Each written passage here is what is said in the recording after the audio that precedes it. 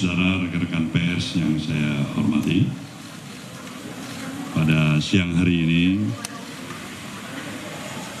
saya dan seluruh fungsionaris DPP Partai Nasdem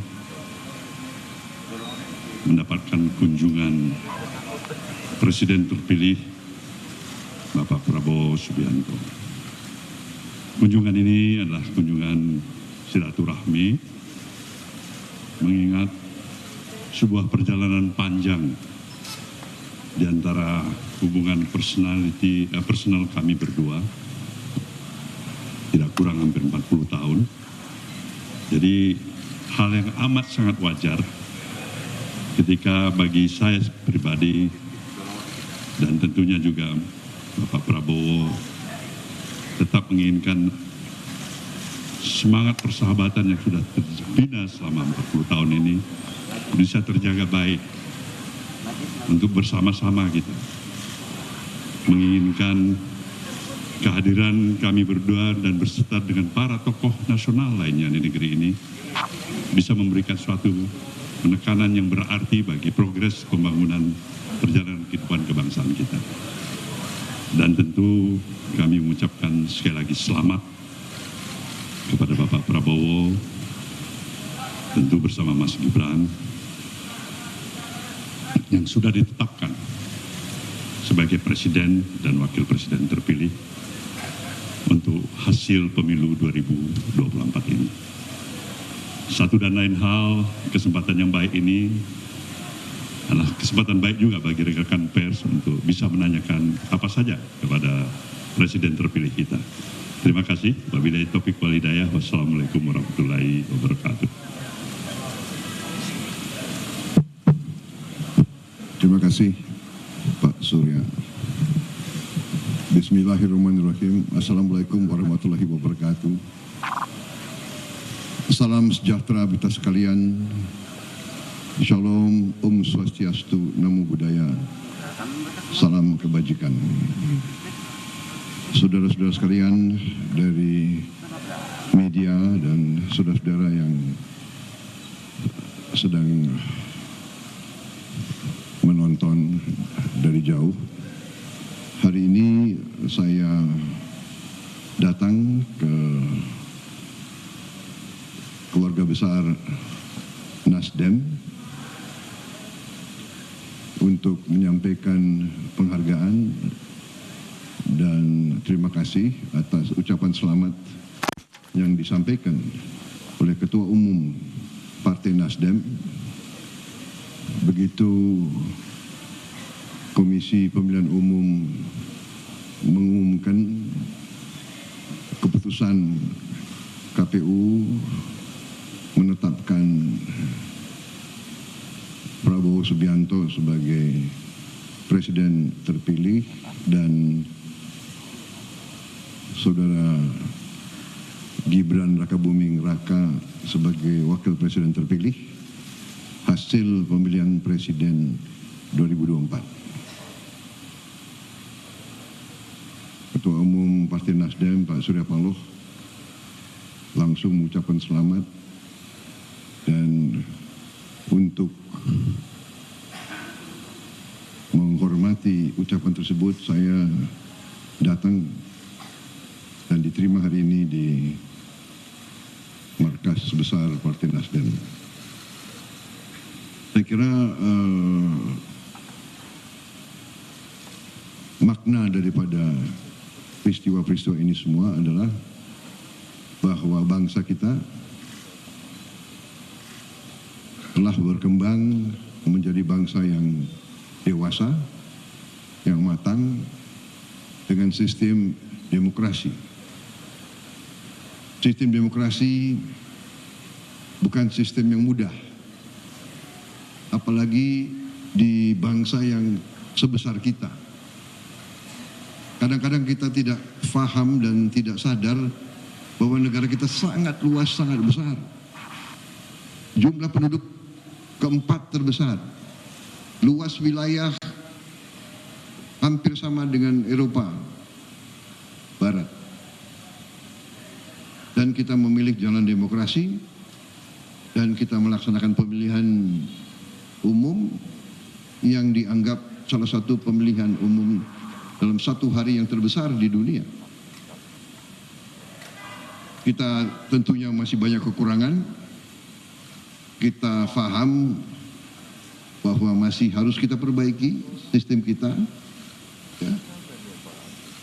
Tapi inilah proses pembangunan bangsa. Jadi saya sudah berkali-kali saya katakan, setelah saya pelajari beberapa kondisi geopolitik dunia, kondisi perkembangan geoekonomi dunia, saya berkeyakinan juga dari analisa-analisa banyak pihak bahwa Indonesia ini arahnya adalah akan menjadi negara yang kuat, yang makmur. Tetapi ada syaratnya. Syaratnya adalah bisakah elit kita, ya elit berarti unsur-unsur pimpinan, bisa tidak elit kita bekerja sama. Dengan demikian saya berkeyakinan bahwa faktor kerjasama di antara pimpinan itu adalah sangat penting, dan ini yang dituntut oleh rakyat kita.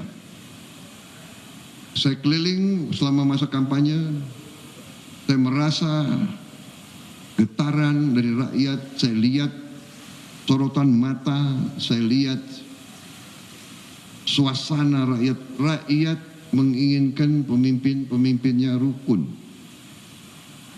Karena itu saya kira kita harus berpandangan bahwa pertandingan itu baik, persaingan itu bagus, kompetisi itu kita butuhkan. Rakyat perlu pilihan, kompetisi, persaingan, pertandingan. Tetapi sesudah pertandingan, sesudah persaingan, saatnya kita kerjasama, saatnya kita bahu-membahu untuk bangun bangsa kita. Itu saya kira yang paling penting, ya. Demokrasi kita jaga, Bhinneka Tunggal Ika adalah suatu realita, harus kita bela, harus kita pertahankan, dan kita menatap ke depan dengan optimis. Kita akan cari putra-putri terbaik dari semua kalangan. Intinya adalah saya sangat berterima kasih, saya sangat menghargai sikap Nasdem. Setelah pertandingan kita bersaing, ya kan? Tapi kita tetap bersahabat, kita tetap satu keluarga, kita tetap cinta tanah air. Dan sesudah persaingan, sesudah pertandingan, kita bersatu untuk membangun bangsa Indonesia. Saya kira itu yang saya ingin garis bawahi, ya. Makna daripada ini, ya, saya kenal beliau, sahabat lama, ya. Dulu biasa sebagai anak muda, ya kan, punya sikap-sikap yang keras. Beliau juga keras sikapnya. Saya juga suka. Tapi dengan tambah usia kita seharusnya tambah arif. Makin arif. Semakin arif harusnya. Ya, jadi itu maknanya. Kita boleh bangga demokrasi kita berjalan, masih belum 100% sempurna, kita akui, ya kan? Tapi itulah tugas kita. Mari kita bangun ke depan yang baik, yang lebih baik lagi. Demikian dari saya. Baik. Sekali lagi, Pak Surya.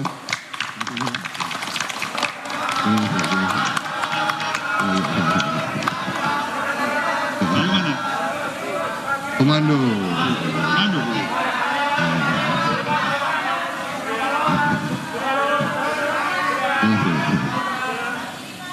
Baik, kawan. Baik. Terima kasih. Udahlah, udah jelas, masa pertanyaan terusnya. Ini tunggu buka puasa ini. Oke.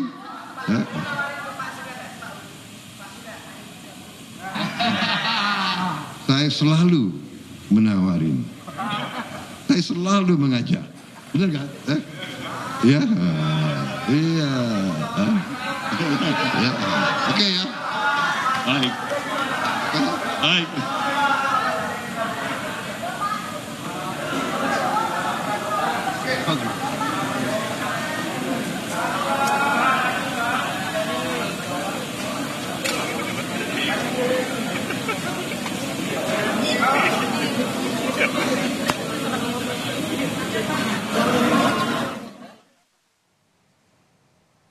Baik saudara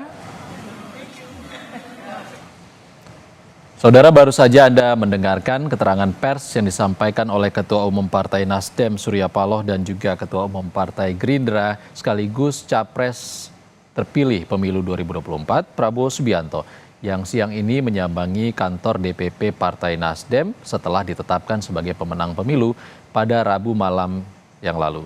Saudara, tadi disampaikan oleh Surya Paloh ini merupakan kesempatan baik antara pertemuan kedua tokoh dan juga kesempatan baik bagi pers tadi untuk bertanya langsung kepada Prabowo Subianto setelah ditetapkan sebagai pemenang pemilu. Meski tadi tidak banyak waktu yang diberikan untuk teman-teman pers di sana untuk bertanya kepada kedua ketua umum partai ini. Tadi juga Prabowo Subianto menyampaikan beberapa hal, intinya ada 3 poin yang disampaikan oleh Prabowo Subianto bahwa kontestasi pemilu 2024 yang sudah dilewati bersama merupakan bentuk dari perwujudan demokrasi di tanah air yang dianggap tidak mudah. Indonesia sebagai negara yang sangat luas dan juga memiliki proses pemilu yang sangat rumit dan juga salah satu proses pemilu terbesar di dunia. Tadi juga Prabowo Subianto menyampaikan ia juga memperhatikan dan membaca situasi geopolitik dunia saat ini yang juga berhubungan dengan arah politik Indonesia dan juga ia memprediksi Indonesia akan menjadi negara yang kuat dan juga makmur jika elit politik di Indonesia bisa bekerja sama. Ia juga menyampaikan kalau kompetisi itu diperlukan, namun tiap elit politik seharusnya bersatu setelah kompetisi politik berakhir.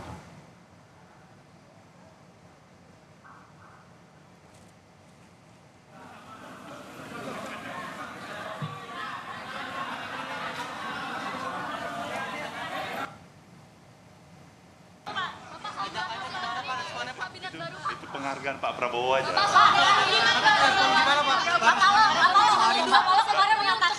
Bergabung dengan pemerintah bukan prioritas. Artinya nanti setelah Oktober kalau diajak sama Pak Prabowo akan bergabung dengan. Kita lihat perkembangan ke depan ya. Berarti ada kemungkinan bergabung sama 2 kursi. Itu 50-50 possibility-nya Mas. Pak tidak mau khawatir menunggu upaya di MK Pak. Kita lihat. Di MK kan sedang berjuang Pak.